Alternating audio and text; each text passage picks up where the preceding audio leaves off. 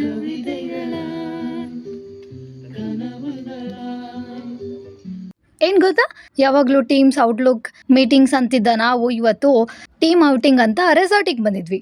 ಎಷ್ಟೊಂದು ಜನ ಕಂಪ್ನಿಗೆ ನ್ಯೂ ಜನರ್ ಇರ್ತಾರೆ, ಟೀಮ್ಗೆ ಆ್ಯಡ್ ಆಗಿರ್ತಾರೆ.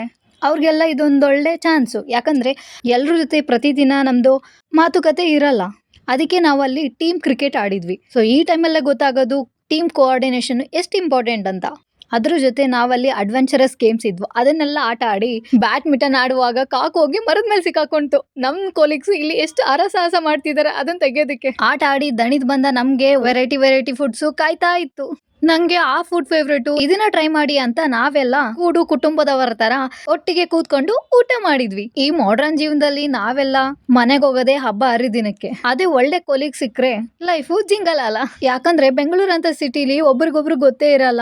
ಮತ್ತೆ ನಾವು most of the time office ನಲ್ಲೇ ಕಳಿತೀವಿ. ಹೀಗಿದ್ದಾಗ ಆಫೀಸ್ ಕೂಡ ಸೆಕೆಂಡ್ ಮನೆ ಆಗ್ಬಿಡುತ್ತೆ. ಕೊಲೀಗ್ಸ್ ಎಲ್ಲ ಫ್ಯಾಮಿಲಿ ಮೆಂಬರ್ಸ್ ಆಗ್ಬಿಡ್ತಾರೆ. ಕೆಲವೊಬ್ರಿಗೆ ಇದನ್ನ ಕೇಳೋದಕ್ಕೆಲ್ಲ ಅಜೀಬ್ ಅನ್ಸ್ಬೋದು, ಬಟ್ ಒಂದ್ ಲೆಕ್ಕದಲ್ಲಿ ಇದು ನಿಜಾನೆ. Whatever it may be. ನಾನು first time sky cycling try ಮಾಡಿದೆ. ಈ ಎಕ್ಸ್ಪೀರಿಯನ್ಸ್ ಮಾತ್ರ ಕ್ರೇಜಿ. ಸ್ಟಾರ್ಟಿಂಗು ಫುಲ್ ಜೋಶಲ್ಲಿ ತುಳ್ಕೊಂಡು ಹೋದೆ, ಬಟ್ ಆಮೇಲೆ ಸ್ಟಕ್ ಆಗ್ಬಿಟ್ಟೆ. ಹಂಗೋ ಹಿಂಗೋ ತುಳ್ಕೊಂಡು ಕಂಪ್ಲೀಟ್ ಮಾಡಿದೆ. ಅರೆ ಅಭಿತ್ತು ಪಾರ್ಟಿ ಶುರು ಹೇ ಅಂತ ಆಡ್ಕೊಂಡು ನಮ್ ಆಕ್ಚುಯಲ್ ಎಂಟರ್ಟೈನ್ಮೆಂಟ್ ಸ್ಟಾರ್ಟ್ ಆಗಿದ್ದೆ ಈವ್ನಿಂಗ್ ನಲ್ಲಿ.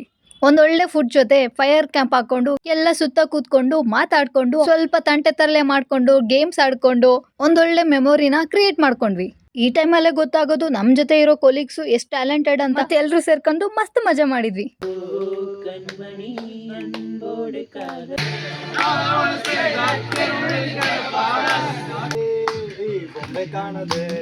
ಓವರ್ ಆಲ್ ಡೇ 1 ಸೂಪರ್ ಆಗಿತ್ತು.